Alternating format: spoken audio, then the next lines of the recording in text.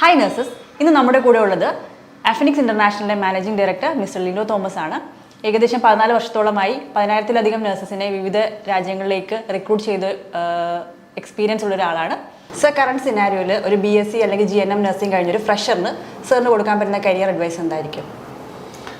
സൗമ്യ, ഇപ്പോൾ ഫ്രഷറായിട്ട് ഇപ്പോൾ GNM nursing അല്ലെങ്കിൽ BSc നഴ്സിംഗ് പഠിച്ച് ഇറങ്ങിയ കുട്ടികൾ അവർക്ക് എപ്പോഴും അവർ കൺഫ്യൂസ്ഡ് ആണ്. ഇനി ഞങ്ങൾ എന്താ ചെയ്യേണ്ടത്? ഞങ്ങളിപ്പോൾ തന്നെ OET പഠിക്കണോ, അല്ലെങ്കിൽ ഞങ്ങളൊരു ഹോസ്പിറ്റലിൽ കയറണോ, എങ്ങനെ വേണം, ഇനി ഒരു ഹോസ്പിറ്റലിൽ കയറുകയാണെങ്കിൽ എങ്ങനെ കയറണം, അല്ലെങ്കിൽ എങ്ങനത്തെ ഹോസ്പിറ്റലിൽ കയറണം, ഇത് ഫ്യൂച്ചറിൽ ഞങ്ങളത് എങ്ങനെയാണ്, ഞങ്ങൾ ചെയ്യുന്ന ഓരോ സ്റ്റെപ്സും, ഞങ്ങൾ എടുക്കുന്ന ഓരോ സ്റ്റെപ്സും എങ്ങനെയൊക്കെയാണ് ഞങ്ങളുടെ കരിയറിൽ ഞങ്ങളെ സഹായിക്കുക എന്നൊക്കെ, അങ്ങനെയുള്ള കുറേ കൺഫ്യൂഷൻസ്, പലർക്കും ഒരു അവയർനെസ്സിൻ്റെ ഇഷ്യൂ ഉണ്ട്. അപ്പോൾ ഞാൻ മനസ്സിലാക്കിയെടുത്തോളം നമ്മളൊരു 14 വർഷമായി നമ്മൾ റിക്രൂട്ട്മെൻറ്റ് നഴ്സസിൻ്റെ ചെയ്യുന്നു, ഓവർസീസ് റിക്രൂട്ട്മെൻറ്റ് ചെയ്യണം. അപ്പോൾ ബേസിക്കലി ഇന്നത്തെ സിനാരിയോയിൽ ഏതൊക്കെ റിക്രൂട്ട്മെൻറ്റ്സ് ആയിക്കോട്ടെ, ഏതൊക്കെ കൺട്രിയിലോട്ടേക്ക് ഇന്നത്തെ സിനാരിയോയിൽ ഒരു റിക്രൂട്ട്മെൻറ്റ് നടക്കുമ്പോഴും അവിടെ മിനിമം 1 വർഷമെങ്കിലും എക്സ്പീരിയൻസ് ചോദിക്കുന്നുണ്ട്. ഓക്കെ, അതിനി സൗദി ആയിക്കോട്ടെ, അതിനി UK ഇനി അയർലൻഡിലോട്ടായിക്കോട്ടെ, അല്ലെങ്കിൽ ന്യൂസിലാൻഡ് ആയിക്കോട്ടെ, ഓസ്ട്രേലിയ ആയിക്കോട്ടെ, ജർമ്മനിയിലായിക്കോട്ടെ, അതുപോലെ തന്നെ ഈ പറഞ്ഞ പോലെ ഗൾഫ് കൺട്രീസിലും ആയിക്കോട്ടെ, എല്ലായിടത്തും 1 ഇയർ എക്സ്പീരിയൻസ് എങ്കിലും മിനിമം ഒരു കുട്ടിക്ക് ചോദിക്കുന്നുണ്ട്. വളരെ മിനിമലായിട്ടുള്ള റിക്രൂട്ട്മെൻറ്റ്സ് ചിലപ്പോൾ 6 മന്ത്സ് എക്സ്പീരിയൻസ് ഉള്ള കുട്ടികൾക്കും UK വരാറുണ്ട്, ചിലപ്പോൾ ജർമ്മനിയിലും വരാറുണ്ട്. എങ്കിൽ കൂടെയും മേജർ ചങ്ക് ഓഫ് വേക്കൻസീസ് ഇനിയിപ്പോൾ UK ഏത് എംപ്ലോയേഴ്സ് ആണെങ്കിലും അല്ലെങ്കിൽ ഗൾഫിലാണെങ്കിലും 1 ഇയർ എങ്കിലും എക്സ്പീരിയൻസ് ആണ് മിനിമം ചോദിക്കുന്നത്. അപ്പോൾ എല്ലാ നഴ്സസും പഠിച്ചിറങ്ങി കഴിഞ്ഞാൽ ഫസ്റ്റ് അവർ ആദ്യം ചെയ്യേണ്ട കാര്യം നല്ലൊരു ഹോസ്പിറ്റലിൽ ജോബിലോട്ട് കയറുക, ജോബ് അക്വയർ ചെയ്യുക എന്നുള്ളതാണ് ഫസ്റ്റ് ചെയ്യേണ്ട ഒരു കാര്യം എന്നുള്ളതാണ് എൻ്റെ ഒരു സജഷൻ.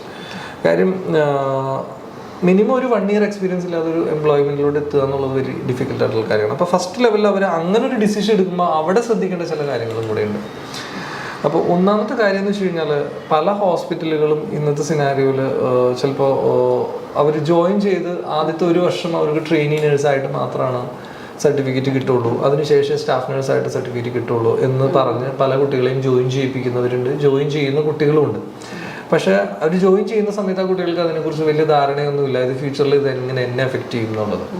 പക്ഷെ ഒരു 6 മാസം കഴിഞ്ഞ് കഴിയുമ്പോഴായിരിക്കും ചിലപ്പോൾ ഇവർ പലരുടെ അടുത്തും പറഞ്ഞ് അറിയുന്നത്, അയ്യോ ട്രെയിനിങ് നേഴ്സായിട്ട് വർക്ക് ചെയ്ത് കഴിഞ്ഞ് കഴിഞ്ഞാൽ എനിക്ക് എൻ്റെ എക്സ്പീരിയൻസ് ആയിട്ട് കാണിക്കാൻ പറ്റില്ല. അപ്പോൾ അവർ 6 മാസം കഴിയുമ്പോൾ ചിലപ്പോൾ ആ ജോബ് ക്വിറ്റ് ചെയ്യും, പിന്നെ അവർ വേറൊരു സ്ഥലത്ത് ജോയിൻ ചെയ്യും സ്റ്റാഫ് നേഴ്സായിട്ട്. അപ്പോൾ അവരെ പക്ഷേ 6 മാസം അവരുടെ ഒരു സ്റ്റാഫ് നേഴ്സ് എക്സ്പീരിയൻസ് വെറുതെ അവരെ നഷ്ടപ്പെടുത്തുകയാണ്.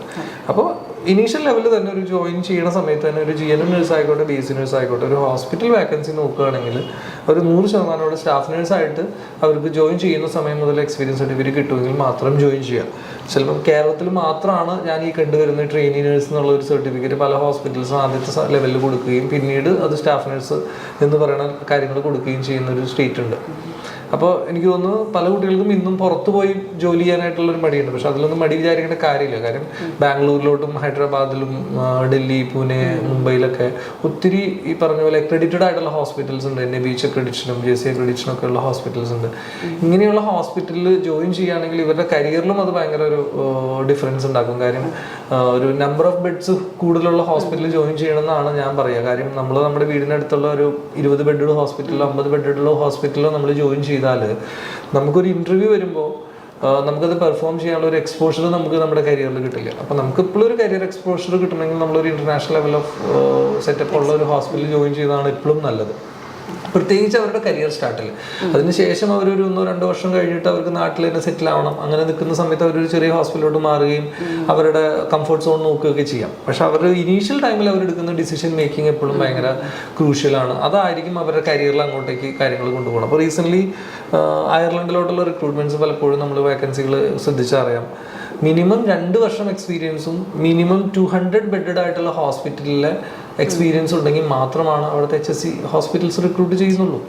ഇതുപോലെ തന്നെ പല ഹോസ്പിറ്റൽസിനും ഈവൻ നമ്മൾ സൗദി റിക്രൂട്ട്മെന്റ്സ് ചെയ്യാൻ തുടങ്ങിയിട്ട് ഏകദേശം 14 വർഷമായി.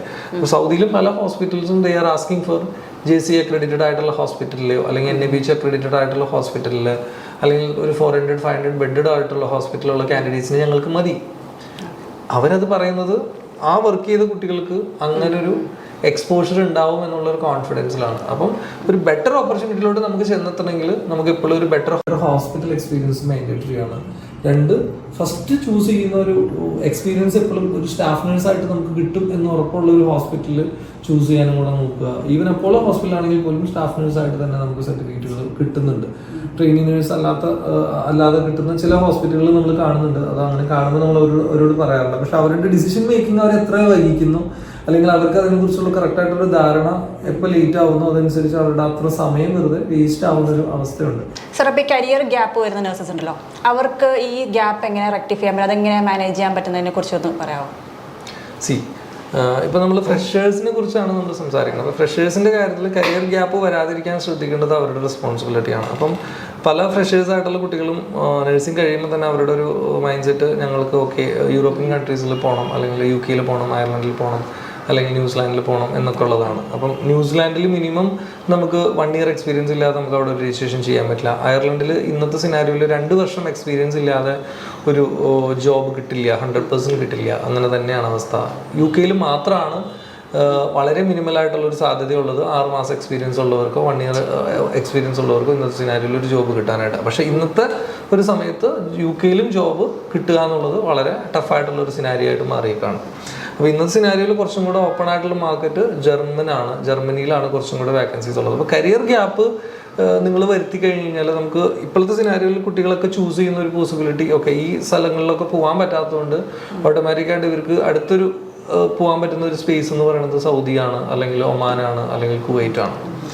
അപ്പോൾ ഇവരുടെ കരിയർ ഗ്യാപ്പ് ഇവർ വരുത്താതിരിക്കുക. കരിയർ ഗ്യാപ്പ് ഇവർക്ക് OET ചെയ്യണം, അല്ലെങ്കിൽ സൗദി അല്ലെങ്കിൽ ജർമ്മൻ ചെയ്യണം എന്നൊക്കെ ഉണ്ടെങ്കിൽ ഇവർ പഠിച്ചിറങ്ങി ഇനീഷ്യൽ ഒരു 2 to 3 months വരെ അവർ ഈ പറയുന്ന കോഴ്സസ് ചെയ്യുകയാണെങ്കിൽ അവർക്ക് അവരുടെ ഒരു രജിസ്ട്രേഷൻ സർട്ടിഫിക്കറ്റ് കിട്ടുന്ന സമയമാകുമ്പോഴത്തേനും അവരുടെ ആ കോഴ്സ് കംപ്ലീറ്റ് ആവും. അതിനുശേഷം അവർക്ക് എവിടെയെങ്കിലും ഒരു ജോബിന് ജോയിൻ ചെയ്തുകൊണ്ട് തന്നെ പാരലലി ഇത് പഠിക്കാം. എക്സാം എപ്പോഴും ഇവരുടെ ഒരു 1 year കംപ്ലീറ്റ് ആയതിനു ശേഷം എഴുതുന്നതായിരിക്കും എപ്പോഴും നല്ലത്. കാര്യം ഇവർ പഠിച്ച് 2-3 മാസം കഴിഞ്ഞ് കഴിയുമ്പോൾ തന്നെ അവർ OET പഠിച്ചു, അവരപ്പം തന്നെ അതിൻ്റെ എക്സാം എഴുതി. അപ്പോഴും അവർക്ക് ഓപ്പർച്യൂണിറ്റി ഇല്ല. മിനിമം 1 വർഷം കഴിയാണ്ട് അവർക്ക് ഒരു ഓപ്പർച്യൂണിറ്റി അവരുടെ മുന്നിലോട്ട് വരുന്നില്ല. ഓക്കെ, പ്രത്യേകിച്ച് ഒരു അയർലൻഡ് സ്കോർ കിട്ടിയ കുട്ടിക്ക് 2 വർഷം കഴിയേണ്ട ഒരു ഓപ്പർച്യൂണിറ്റി മുന്നിലോട്ട് വരില്ല. UK ആണെങ്കിലും ഒരു 1 year ആണ് മേജർ കേസസിൽ ചോദിക്കുന്നത്. വളരെ റെയർ കേസസിലാണ് 6 months ചോദിക്കുന്നത്.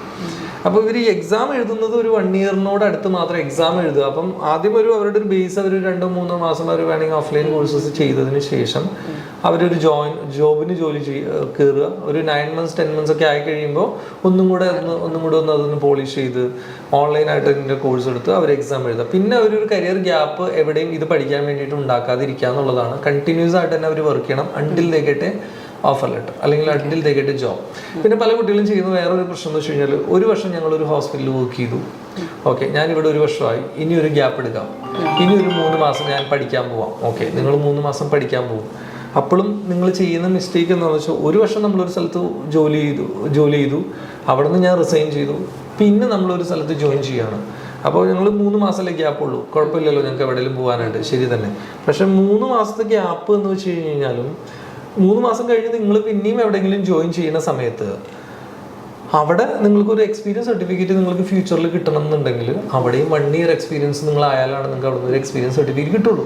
ഓക്കെ, അപ്പോൾ പിന്നെയും കുട്ടികൾ സ്റ്റക്ക് ആവുകയാണെങ്കിൽ 1 year സ്റ്റക്ക് ആവുകയാണ് അവർക്കൊരു ഓപ്പർച്യൂണിറ്റിയിലോട്ട് മാറാനായിട്ട്. ഇപ്പോൾ 1 year എക്സ്പീരിയൻസ് ചോദിക്കുന്ന ഒരു ഹോസ്പിറ്റലിൽ നിങ്ങൾ 1.5 വർഷമായിട്ടുണ്ടാവും ചിലപ്പോൾ നിങ്ങൾ എക്സ്പീരിയൻസ്. പിന്നീട് ഒരു ഹോസ്പിറ്റലിൽ കയറി അവിടെ ഒരു 6 മാസമായിട്ടുണ്ടാവും, നേരത്തെ ഹോസ്പിറ്റലിൽ 1 year ആയിട്ടുണ്ടാവും, ഇടയ്ക്ക് ഒരു 3 മാസം എക്സ്പീരിയൻസ് ഗ്യാപ്പ് ഉണ്ടാവാം, ചിലപ്പോൾ 2 മാസത്തെ ഗ്യാപ്പ് ആയിരിക്കും. അല്ലെങ്കിൽ നിങ്ങൾ ജസ്റ്റ് 1 year ആയി കഴിഞ്ഞപ്പോൾ ജോബ് നിർത്തി പുതിയൊരു ജോബിലോട്ട് കയറിയതായിരിക്കും. പക്ഷെ അവിടെയും നിങ്ങൾ അടുത്തൊരു 1 year ആയി കഴിയുമ്പോൾ നിങ്ങൾക്ക് എക്സ്പീരിയൻസ് കിട്ടുള്ളൂ.